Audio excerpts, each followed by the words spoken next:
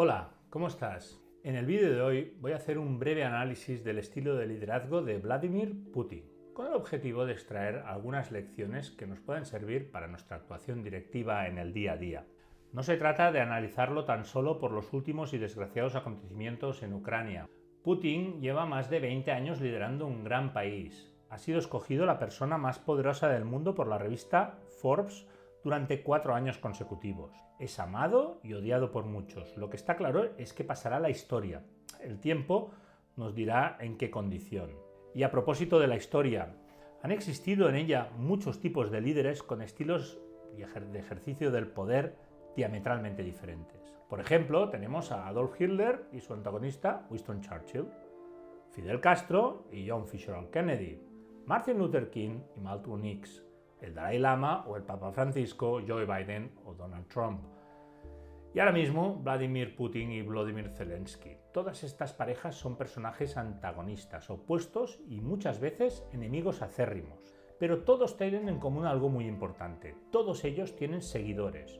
Son capaces de convencer a su tribu para que los sigan. En el caso de la última de las parejas, Putin ganó las últimas elecciones con el 76% de los votos, mientras que Zelensky, su adversario, lo consiguió con nada menos que el 73% de los votos. Diferentes liderazgos, igual soporte de sus seguidores. Por lo tanto, primera lección. El tipo de liderazgo que practiques no tiene por qué condicionar tu nivel de engagement como líder. Lo importante, lo realmente definitorio, está en las decisiones que tomes y sobre todo en los resultados que consigas con esas decisiones. A partir de esta primera reflexión, y como no quiero extenderme demasiado, voy a centrarme en 3 competencias básicas aplicadas a nuestro famoso personaje: visión estratégica, comunicación y gestión de equipos. Pues bien, en primer lugar, quiero analizar su visión estratégica a largo plazo. Putin ha trabajado esa competencia en los últimos años. Desde que fue nombrado presidente en el año 2000, ha tenido nada menos que 22 años para transformar su país, con una visión firme y también con un puño de hierro. Su hoja de ruta transformacional, su plan estratégico, se ha centrado en 3 aspectos clave. En primer lugar, ha transformado las estructuras del país. En el año 2000 promulgó un decreto por el que la estructura organizativa pasaba de 89 sujetos federales a solo 7 distritos federales, todos, por cierto, supervisados por representantes elegidos por el presidente. Más tarde reformó la Duma, el Parlamento, eliminando la representación territorial. A veces lo ha hecho con alguna estratagema, como para evitar la prohibición de la Constitución de ser presidente por más de 2 mandatos, entre 2008 y 2012 fue primer ministro. En segundo lugar, ha transformado el ejército. Tras el desmantelamiento de la URSS en 1991, este estaba totalmente obsoleto. Y lo ha hecho manteniendo conflictos permanentes en su ámbito geográfico de influencia.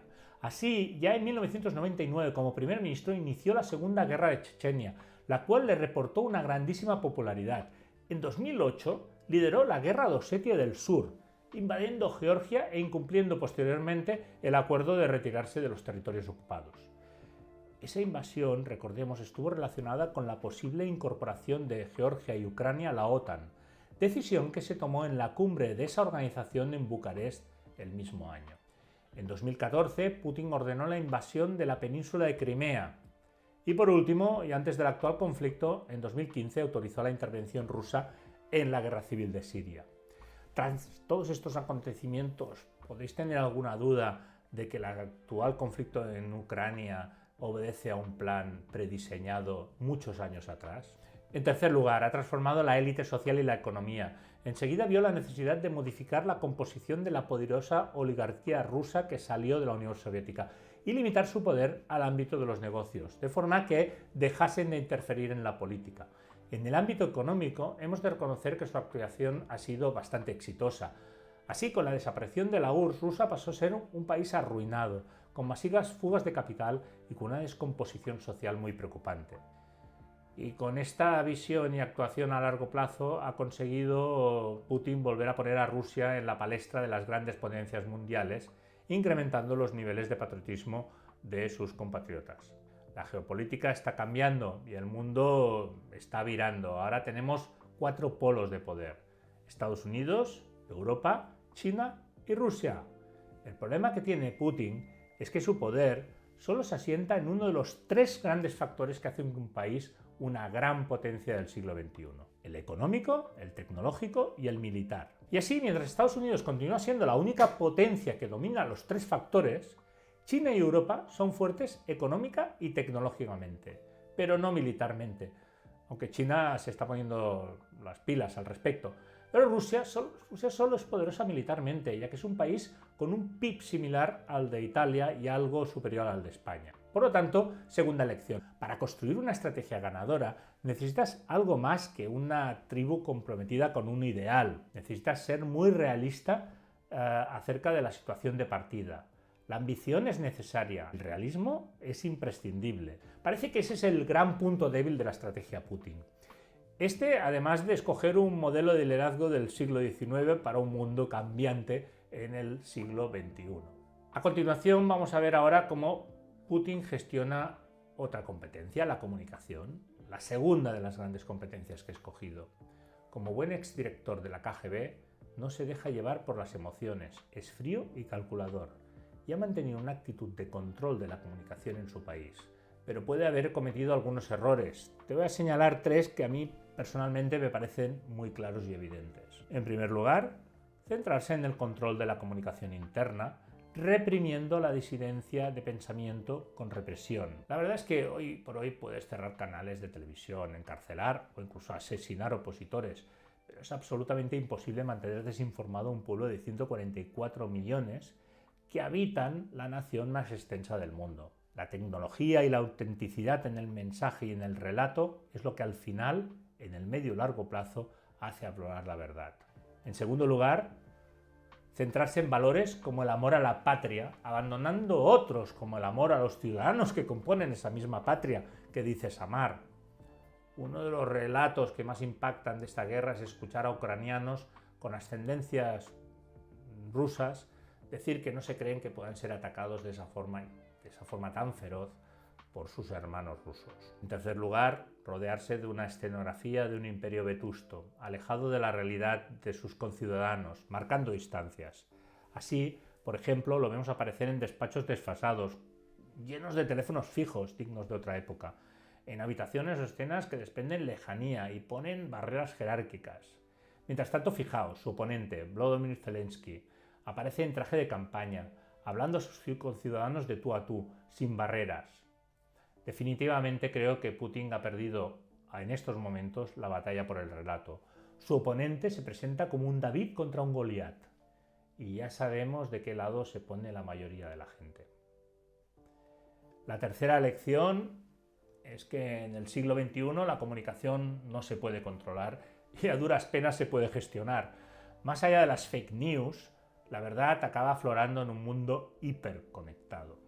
La tercera competencia que he escogido es la gestión de equipos. El liderazgo Putin se podría definir como de carismático. Solo hace falta fijarse en sus apariciones públicas con líderes mundiales donde se le puede ver con decorados imperiales de imperios de otros tiempos. No parece que aprenda escuchando las opiniones de sus colaboradores, especialmente supongo cuando esas opiniones no coinciden con las suyas propias, ¿no? Me gustaría destacar tres características que he percibido personalmente en relación a la gestión con sus equipos. En primer lugar, una increíble falta de diversidad en la composición de esos equipos. Cada vez parece más aislado y rodeado de sus incondicionales, que por cierto pertenecen a los dos grupos diferenciados, los oligarcas afines y los halcones del Kremlin, que se conocen como siloviki o ejecutores, que el nombre por cierto lo dice todo. Y si te fijas bien en sus perfiles, todos son muy similares. Varones de entre 60 y 70 años, con formación similar a la suya, y muchos de ellos incluso con backgrounds que proceden de la KGB. En segundo lugar, su liderazgo ultracarismático. No es un problema ser un líder carismático. De hecho, hay estudios que afirman que un 25% de los líderes practican ese tipo de liderazgo. El problema radica en que ha ido migrando en los últimos años hacia un liderazgo coercitivo basado en el factor miedo. Al respecto, me gustaría destacar dos evidencias conductuales. La primera, el auténtico rapapolvo que le lanza en público y ante las cámaras de televisión a su jefe de inteligencia. Te dejo el enlace más abajo y más allá de lo evidente, me gustaría que prestaras atención al lenguaje no verbal de ambos personajes, la ira y el miedo. La segunda, cuando ordena al mando de sus fuerzas armadas que ponga en alerta máxima a sus fuerzas de disuasión, las unidades responsables de manejar las armas nucleares. Es increíble ver las caras de su ministro de Defensa y del jefe de las fuerzas armadas. Increíble. En tercer lugar, su aparente falta de empatía. Cuando te das cuenta de cómo se dirige a sus colaboradores cercanos, cómo se sienta alejado de ellos en mesas enormes, o definitivamente cuando dirige sus ataques hacia objetivos civiles y no hace ninguna referencia a las pérdidas humanas, sean enemigos o amigos, te das cuenta de que estaba en lo cierto cuando afirmó hace muchos años que se entiende mucho mejor con los animales que con las personas. Al respecto, hay una anécdota. En el año 2007 recibió a Angela Merkel y, sabiendo su aversión a los perros, introdujo a su labrador en la audiencia. En la fotografía podréis ver la cara de la mandataria. Definitivamente parece estar sufriendo el síndrome de hubris o el síndrome de arrogancia. Lo parecen algunas personas que ostentan un gran poder y que acaban creyendo que están llamados a realizar grandes obras. Muestran tendencias a la grandiosidad y a la omnipotencia y son incapaces de escuchar, mostrándose impermeables a las críticas. Aquí va, pues, el cuarto aprendizaje. En un mundo actual, construir equipos es la gran labor de los líderes. Para casi todos los demás tienes la tecnología, pero para que el equipo sea realmente útil, debe aportar visiones laterales, diversas, no solo predisposición hacia la ejecución de las ideas del líder. Y para ello, este debe generar confianza mediante la empatía, una competencia clave en este siglo, porque si hoy en día liderar consiste en encontrar respuestas en modo colaborativo en lugar de hacerlo en modo unipersonal, conseguir que el equipo mantenga una voluntad constante al servicio de la visión, ok, pero prefiriendo ser respetado que ser querido por el equipo. Y la mejor forma de llegar a ser un líder respetado es, recordémoslo, respetando la opinión de los liderados. En fin, espero que te haya gustado este vídeo. Si es así, no dejes de darle al like y si quieres, si te apetece, deja algún comentario o activa la campanilla para ser el primero en enterarte de los nuevos vídeos que vaya subiendo en un futuro. Muchísimas gracias y nos vemos en el próximo vídeo. Hasta luego.